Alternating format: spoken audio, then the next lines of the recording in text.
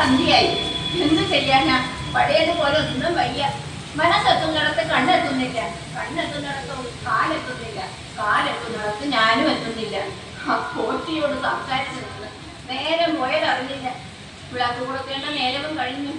അന്ത്യത്തിരി കത്തിക്കട്ടെ. ഭഗവാനെ കൃഷ്ണ ഗുരുവായൂരപ്പ കാത്തുകൊള്ളണേ.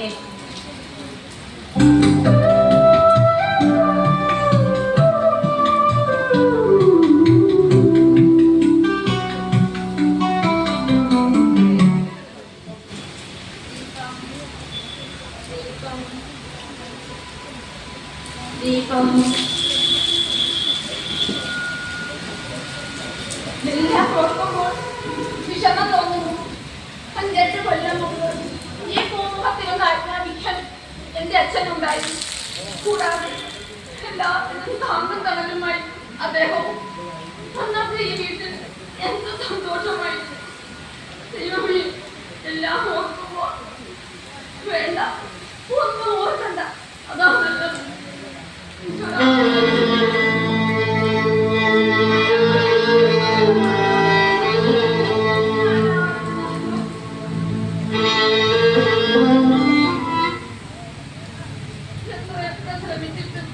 പഴയ കാര്യങ്ങൾ ഓരോന്ന് തികട്ടി വരുന്നു. അച്ഛനും അമ്മയും കുട്ടികളും ഒക്കെ എന്നെ തിരിഞ്ഞു പോയി. ഈ വയ്യാത്ത കാലത്ത് ഞാൻ ഈ വീട്ടിൽ ഒറ്റയ്ക്കായി. ദൈവമേ, എനിക്ക് പിടിച്ചു നിൽക്കാനുള്ള ശക്തി തന്നെ. അങ്ങനെ ജാനു വന്ന് വീട്ടിൽ കിടക്കുന്നത് കൊണ്ട് പേടി കൂടാതെ ഉറങ്ങുന്നു. ഇന്നത്തെ കാലത്ത് എങ്ങനെയാ ഒറ്റയ്ക്ക് കിടക്കുന്നേ? എന്തൊക്കെയാ ദിവസവും കേൾക്കുന്നത്? കാലം അതല്ലേ. അച്ഛന്റെ മരണം എന്റെ നന്നെ ഓടിച്ചോട്ടോ. ദൈവമേ, മരിക്കുന്നത് വരെ നിന്റെ വീട് ജീവിക്കാനാണല്ലോ എന്റെ വ്യക്തി.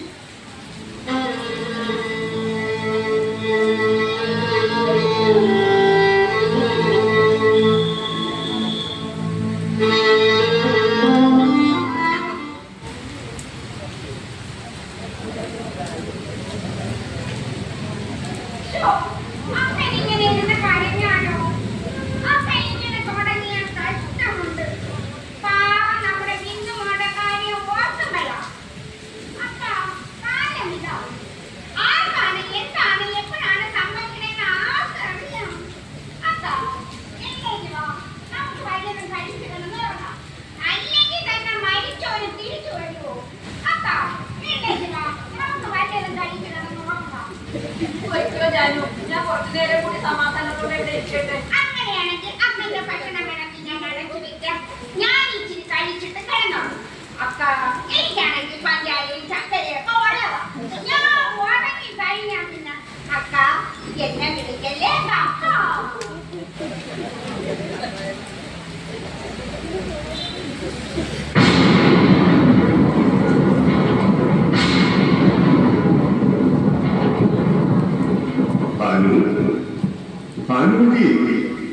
എനിക്ക് എന്തിനാ ഇങ്ങനെ കരയുന്നത്?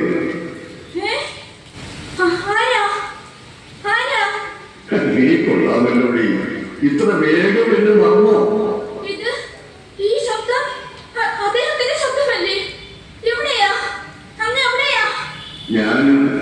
ഞാൻ എന്റെ അടുത്ത് തന്നെ ഉണ്ട്, അടുത്ത് തന്നെ. എനിക്ക് അമ്മയെ കാണാൻ കഴിയുന്നില്ലല്ലോ. ഒന്ന് അടുത്ത് വരൂ, ഒരു നോക്ക് കണ്ടോട്ടെ. നീ കരയരുത്, അതെനിക്ക് താങ്ങാനാവില്ല. നീ വീണ്ടും എന്നെ പരീക്ഷിക്കുകയാണോ? നീ വിഷമിക്കരുത്, ഞാൻ നിന്റെ കൂടെ ഉണ്ടാകും. നിന്റെ കൂടെ തന്നെ ഒരു നിഴൽ പോലെ.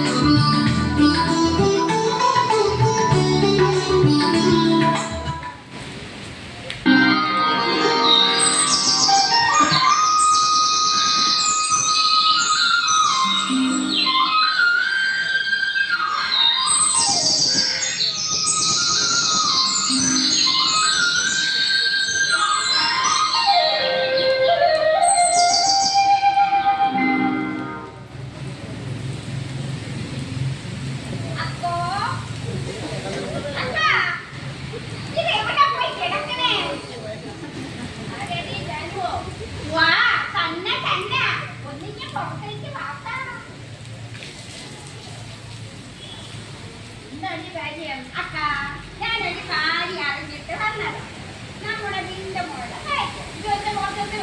ഒന്നും പറ്റിയില്ല പറ്റാതിരിക്കാൻ നോക്കേണ്ടത് നമ്മുടെ അമ്മമാരാ കാലം അതല്ലേട്ടോ. നീ എന്തൊക്കെയാണ് ഈ പറയുന്നത്? എനിക്കൊന്നും മനസ്സിലാവുന്നില്ല. അക്കാ ഞാൻ ചിലതൊക്കെ കേട്ടേക്കാം. എന്നാലും നമ്മുടെ വീട്ടുമോൾ അങ്ങനെ ചെയ്യുവോ? വളച്ചു കെട്ടാത്ത കാര്യം പറയാനോ?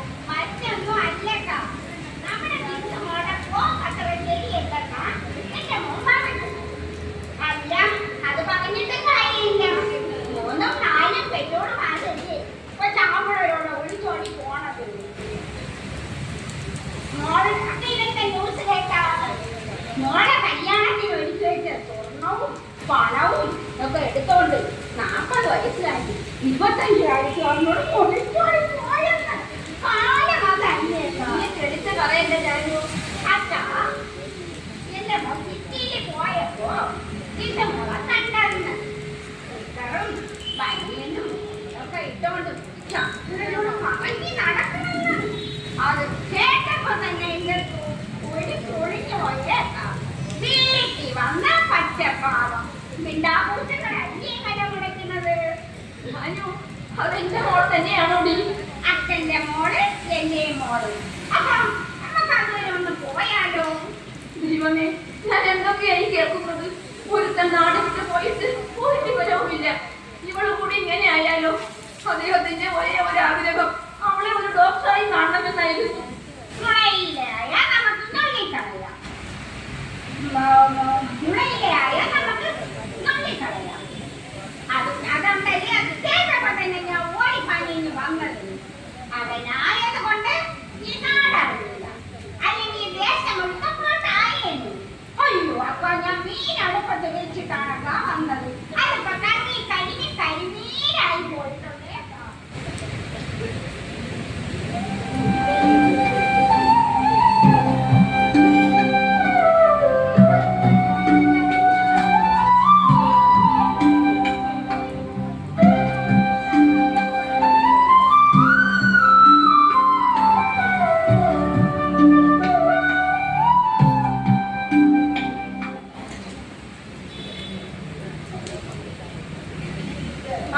തേടിയ വള്ളി കാര്യം മേഡത്തെ ഞാൻ അത്യാവശ്യമായിട്ട് കാണാനിരിക്കും.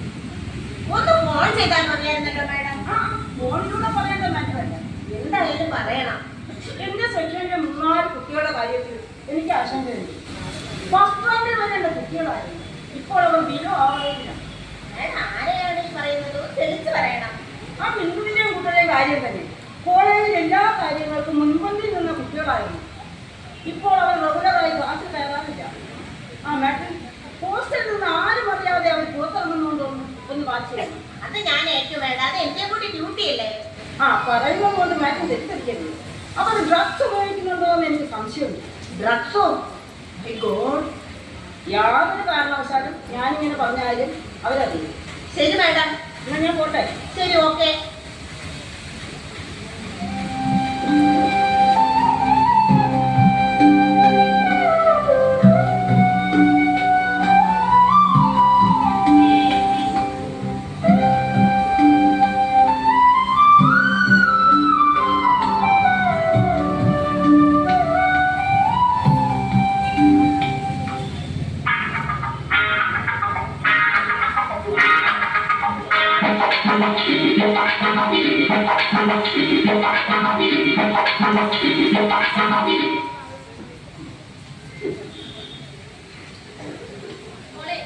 നാടോടുമ്പോൾ നടുവേ ഓടണം. ജീവിതം കുടിക്കാനുള്ളതാ, അത് കുടിച്ചു തന്നെ തീരണം. വീട്ടുകാരെങ്ങാനും അറിഞ്ഞാലോ? എനിക്ക് ആകെ പേടിയാകുന്നു. വീട്ടുകാരോട് പോവാൻ പറയുന്നത് നമ്മൾ ന്യൂജൻ പിള്ളേരല്ലേ, നമുക്ക് വേണ്ട സ്വാതന്ത്ര്യം അല്ലേ ബിന്ദുവേച്ചി? ഇപ്പൊ പിന്നെ നിന്റെ സ്വാതന്ത്ര്യം തരുമൊക്കെ ഇന്നലെ നമ്മൾ കണ്ടതാ. ആ മാറ്റിനൊന്ന് ചൂടായപ്പോൾ അവിടെ നിന്ന് ഈയനെ പോലെ വിറച്ചവള ഈ വീരവാദം പറയുന്നത്. എനിക്കും അവരെയാ പേടി. അച്ഛൻ വരുമ്പോൾ അവരെന്തെങ്കിലും പറഞ്ഞ് ആകെ കുഴപ്പമാകും. എനിക്ക് പ്രശ്നമേ ഇല്ല. രണ്ടല്ലേ കാര്യം. അയാൾ ഇങ്ങോട്ടൊന്നും വരാനൊന്നും പോകുന്നില്ല. കാര്യം മമ്മി ഫോട്ടോ അവർക്കിതൊരു വിഷയമേ അല്ല. ഇത് ചേച്ചി, ബാഗിൽ മറ്റൊന്നുണ്ടോ? ഒന്നും ഉഷാറാക്കാനാ. ഏത് സ്റ്റോക്ക് തീർന്നതാ? ഇന്നലെ ചുക്കൂണ്ടം കണ്ടില്ല. സാധനമൊക്കെ ഉണ്ട്. നിക്ക് നിക്ക്, മാഡത്തിന്റെ മക്കളെ നല്ല സംശയമുണ്ട്. ഏ,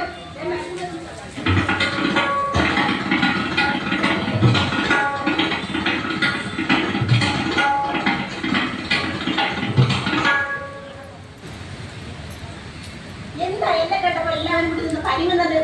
ഒന്നുമില്ല മാം. പിന്നെ ഞങ്ങൾ ക്ലാസ്സിൽ പോകാൻ തുടങ്ങുമായിരുന്നു. അതെ മേഡം, നിങ്ങളെ പറ്റുള്ള കംപ്ലൈൻസുകൾ കൂടി കൂടി വരികയാണല്ലോ. ബോയ്സിനോടൊപ്പം ചുറ്റിക്കറങ്ങുക, ക്ലാസ്സിൽ കയറാൻ നിൽക്കുക, ലഹരി ഉപയോഗിക്കുക, ഇതിലൊക്കെ എന്തെങ്കിലും മാറ്റമുണ്ടോ എന്ന് എനിക്ക് അറിയണം. എവിടെ നിന്റെ കാര്യം? ബാഗ് എടുത്തില്ല മാം. പിന്നെ എന്തിനാ പാട്ടാരെന്ന് പറഞ്ഞിട്ട് ഇങ്ങോട്ട് വന്നത്? എടുക്കണേ ബാഗ്. നിന്റെ ബാഗ് എവിടെ? എടുക്കണേ.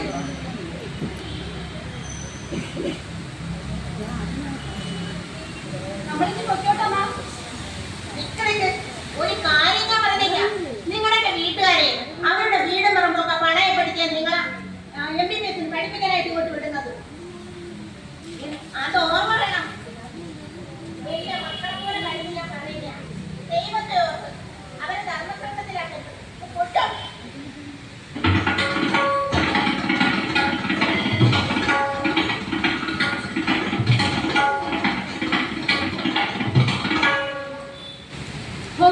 ആ ബാഗ് എറിഞ്ഞതുകൊണ്ട് കഴുത്തച്ച് രക്ഷപ്പെട്ടു. ആ വിമൻസ് കോളേജിലെ കസ്റ്റമേഴ്സിന്റെ സാധനം കൂടി ഇതിലുണ്ടായിരുന്നു. അവർ കണ്ടിരുന്നെങ്കിൽ എല്ലാവരും കുടിക്കുക. എന്റെ ഈ മാസത്തെ പോക്കറ്റിൽ കയറുന്നു. ഇനിയും കിടക്കുന്നു 10-15 ദിവസം. എന്നാൽ ആ തൂക്കിയ ചോക്ലേറ്റില് ഒരു മൂടില്ല. ആദ്യത്തോട്ട് ചേർന്ന നമ്മൾ സ്വർഗത്തിലല്ലേ കിട്ടാ? ആദ്യത്തോട്ട് ചേർന്ന നമ്മൾ സ്വർഗത്തിലല്ലേ കിട്ടാ? നമ്മളെ പിന്തിരിപ്പിക്കാനുള്ള പൈസ അവർക്ക് അതില്ലാതെ പറ്റില്ലെന്നായി. എനിക്ക് പേടിയാകുന്നു. ആദ്യം ഉണ്ടായിരുന്ന മഴയാ ഈ മാസം മഴ കാറ്റും. ഇതെന്നാലും വീട്ടുകാരല്ല അവരെന്നെ കേട്ടു. അത് തന്നെ പറഞ്ഞത്, പേടിയുള്ളവരാരും ഇതിലോട്ടൊന്ന് ഇറങ്ങി തിരിക്കരുതെന്ന്. ആൺകുട്ടികൾക്ക് കൊടുക്കുന്ന സ്വാതന്ത്ര്യം എന്തുകൊണ്ട് നമുക്ക് തന്നുകൂടാ? കാലം മാറിയതൊന്നും ഇവരാരും അറിയുന്നില്ലേ? അതെ, മുള്ളു വന്ന് ഇല വീണാലും ഇല മുള്ളിൽ വീണാലും ഇലക്കാണ് കേട്. അത് ഓർമ്മ വേണം. ഓ, അവളുടെ ഒരു തത്വശാസ്ത്രം അതൊക്കെ പണ്ടാടി. ഇന്ന് മുള്ളിനാ കേട്. നമ്മളൊന്ന് ചുമ്മാ പറഞ്ഞാൽ മതി, ആടുകൾ അരിയെണ്ണും. ഒത്തിരി തൊലിക്കട്ടി മാത്രം മതി കാശുണ്ടാക്കാൻ. അതാണ് സ്ത്രീ സുരക്ഷാ നിയമം. അത് നിങ്ങൾ പറഞ്ഞ് തർക്കിക്കാതെ സാധനം എടുത്ത് വിട്ടിട്ട് ഗോഡോൺ. ഓഹോ, പൂശാതെ ഞാനൊരു കാര്യം പറഞ്ഞേക്കാം. എല്ലാത്തിനും കണക്ക് വെച്ചിട്ടുണ്ട്. കാശ് കിട്ടുന്ന മുറക്ക് തന്നു തീർത്തോണം. ഇല്ലെങ്കിൽ ബിന്ദുവിന്റെ തനി നിറം കാണും. അതൊക്കെ ഞങ്ങൾ ഏറ്റി ചേച്ചി. ചേച്ചി സാധനങ്ങളൊക്കെ ലോകം നമ്മുടെ മുന്നിൽ കുട്ടുമുട്ടട്ടെ. നമുക്ക് പറന്നുയരാം. കക്ഷികളെ പോലെ പറക്കാം. പറക്കാനൊക്കെ വരട്ടെ. അതിനു മുമ്പ് ഒരു കാര്യം, നമുക്ക് കയ്യിൽ കാശ് വേണം. എന്നാൽ വീട്ടുകാരെ പഠിപ്പിച്ച് സൂചിച്ച് ജീവിക്കാനൊന്നും കഴിയില്ല. അതിന് മറ്റെന്തെങ്കിലും വഴി കണ്ടെത്തിയേ മതിയാവും. ജീവിതകാലം മുഴുവൻ ആസ്വദിച്ച് ജീവിക്കാനുള്ള കാശ്. ഞാനും അത് പലപ്പോഴും ചിന്തിച്ചിട്ടുണ്ട്. പക്ഷെ നമ്മൾ വിചാരിച്ച എന്തോ നടക്കാനാ. അത് പറഞ്ഞപ്പോഴാണ് ഓർത്തത്. അന്ന് ഷുക്കൂർ പറഞ്ഞത് മറന്നുപോയാ തിരിച്ചു. അത് തന്നെയാ ഞാനും പറഞ്ഞു വരുന്നത്. ഒരു കൊച്ചു കുട്ടിയെ കൊണ്ട് കൊടുക്കുന്ന കാര്യം നമുക്കതൊന്ന് വർക്കൗട്ട് ചെയ്താലോ? എനിക്കൊന്നും മനസ്സിലാവുന്നില്ല. മനസ്സിലാക്കി തരാം. ഇപ്പൊ കൊച്ചു കുട്ടികൾക്ക് നല്ല ഡിമാൻഡാണ്. അവരുടെ എല്ലാ അവയവങ്ങൾക്കും നല്ല മാർക്കറ്റാണ്. അങ്ങനെ ഒന്നിനെ ഒപ്പിച്ചു കൊടുത്താൽ കയ്യിൽ ലക്ഷങ്ങൾ തടയും. അയ്യോ, അതൊക്കെ കുഴപ്പം പിടിച്ച പണിയല്ലേ? ബുദ്ധിപൂർവ്വം കൈകൾ നീക്കണം. പണി പാളിയാൽ എല്ലാവരും അകത്താവും. നമ്മുടെ ഹോസ്റ്റലിൽ പാല് കൊണ്ടുവരുന്ന ആ കൊച്ചു പെൺകുട്ടിയില്ലേ, അതാകുമ്പോ ചോദിക്കാൻ പറയാനോ ആരുമില്ല. ഞാൻ വിളിച്ചാൽ അവൾ കൂടെ വരികയും ചെയ്യും. അവളെ എങ്ങനെയെങ്കിലും കുട്ടിയുടെ കയ്യിലെത്തിച്ചാൽ നമ്മൾ രക്ഷപ്പെടും. Okay okay.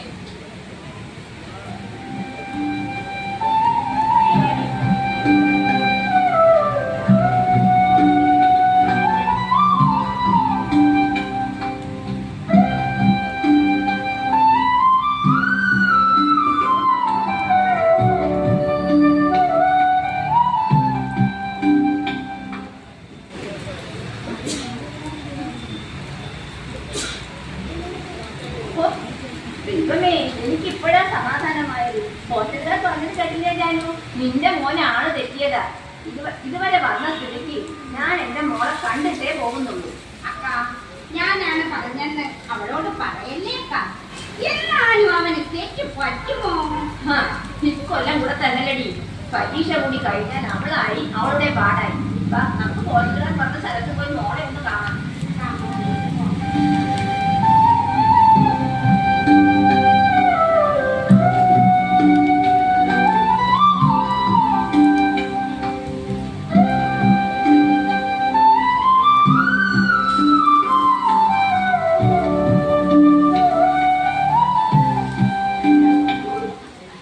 അല്ല, സീമ വരാൻ പറഞ്ഞ ബിസിനസ്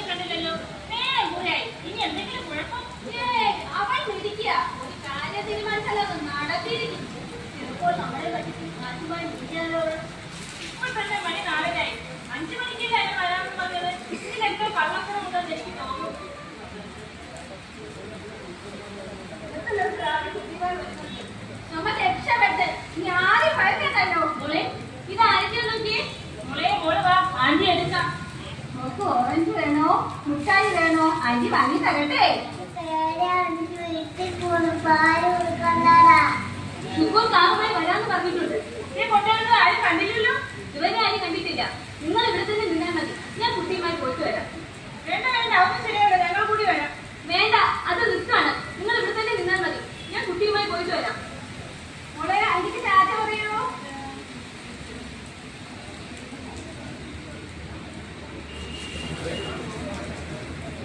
അവൾ പോകുന്നതല്ലോ. ചിലപ്പോൾ സാക്ഷിമാർ മുട്ടിയാലോ? എനിക്കും അങ്ങനെ തന്നെ തോന്നുന്നു. ഇല്ലെങ്കിൽ നമ്മൾ കൂടി തന്നാൽ അവർക്കെന്താ? ഒന്നെങ്കിൽ അവൾ മുഴുവൻ സാക്ഷിമായി പോകും, അല്ലെങ്കിൽ വല്ല തക്കാർച്ചയും കണ്ട് നമ്മൾ കൊടുക്കും. നമുക്ക് അവളെ തട്ടിയാലോ? അതിന് അവളെ കയ്യിൽ കിട്ടിയിട്ടല്ലേ? ഞാൻ പറ്റി നമ്മളുമായുള്ള കൂടുതൽ ക്യാഷുമായി വരട്ടെ, പണം നമുക്ക് തട്ടിയെടുക്കാം. അവളെ കൂട്ടിക്കാരെ നമുക്ക് നേടിയെടുക്കാം. Okay okay. ഒരു കാര്യത്തിന് നമുക്ക് ഓരോന്ന് വിട്ടാലോ?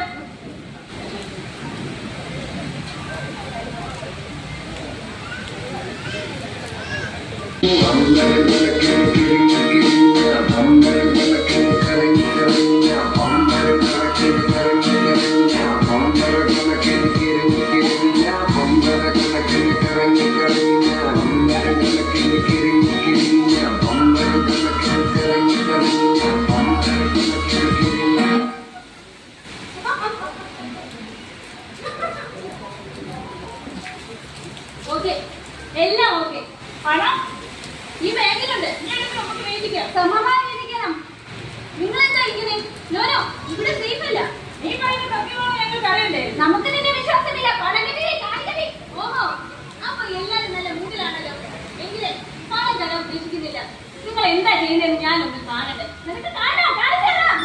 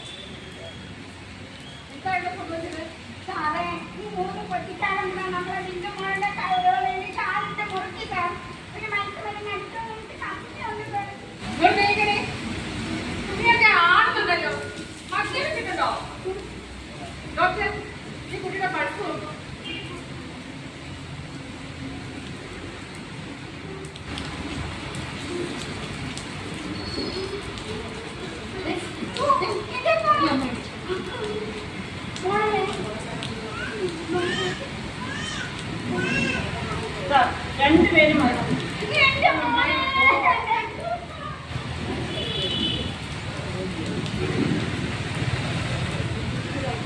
പണത്തിന്റെ കുന്തു കാണിക്കാൻ വേണ്ടി ലക്ഷക്കണക്കിന് രൂപയ്ക്ക് ആപ്ലിക്കേഷൻ ഫീ നൽകുന്ന രക്ഷിതാക്കൾ അറിയുന്നില്ല ഇവരിവിടെ എന്തൊക്കെ കാട്ടിക്കൂട്ടുന്നത്. ഇവളുമാരെ പോലുള്ള കഷ്ടം ചെയ്തിട്ട രോഗികളുടെ വയറിനകത്ത് കത്തിയും പഞ്ഞിയും ഒക്കെ എടുത്ത് തുന്നിക്കെട്ടുന്നത്. ഞങ്ങളെ പോലുള്ള ഡോക്ടേഴ്സിന് ഇതൊരു അപമാനമാണ്. അതിന് തലയ്ക്ക് വെളിവുണ്ടായിട്ട് വരും. ഡോക്ടർ, ഇവരുടെ മെഡിക്കൽ ടെസ്റ്റ് ഉടൻ നടത്തണം. ഈ ബോഡി കൊണ്ടുവരാനുള്ള ആംബുലൻസ് ഏർപ്പെടുക. ഒന്നോരെയൊക്കെ തൊല്ലി കൊല്ലിയാവേണ്ടത്. ഇതുപോലെയുള്ള പ്രിവിലേജിനെ ഞങ്ങൾ എന്ത് ചെയ്യണമെന്നാണ് നിങ്ങൾ പറയുന്നത്? പൂവിട്ട് പൂജിക്കണോ? ഇവർക്ക് കിട്ടാവുന്ന വ്യക്തി ഏറ്റവും വലിയ ശിക്ഷ വാങ്ങി കൊടുക്കണം. അതിനുവേണ്ടി ഏത് കോടതിയിൽ സാക്ഷി പറയാൻ വരാൻ ഞാൻ ഒരുക്കമാണ്. Sure sir.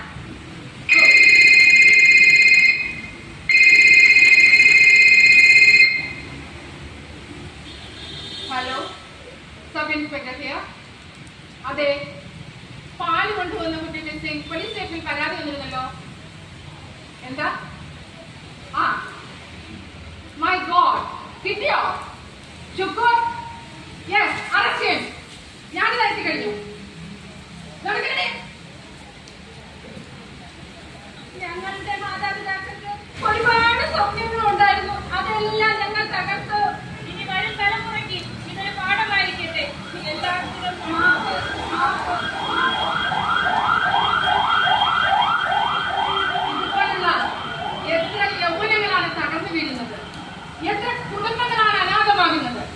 ദിഗന്ധങ്ങൾ തകർന്നു വീണാലും ശരി, ആരും ഒരിക്കലും ലഹരിക്ക് അടിമയാകരുത്. ജീവിതാനന്ദം രുചിച്ചിടാൻ വേണമാലഹരി എന്നാരോ പറഞ്ഞു. മത്തിൻ മനത്തെ മരുന്നെന്നു പേരിട്ടു മണ്ടന്മാരാളെ ചതിച്ചു. മരുന്നല്ല മാരണമാണതു മദ്യനെ മാറ്റുവാൻ കെൽപ്പുള്ള സൂത്രം. മൃതതുല്യമായി മെല്ലെ ജഡമായി മാറ്റുമാലഹരിയൊരു വിനതന്മി സത്യം. മൃതതുല്യമായി മെല്ലെ ജഡമായി മാറ്റുമാലഹരിയൊരു വിനതന്മി സത്യം. ലഹരിയൊരുവിനെ തന്നെ സത്യം. ലഹരിയൊരുവിനെ തന്നെ സത്യം.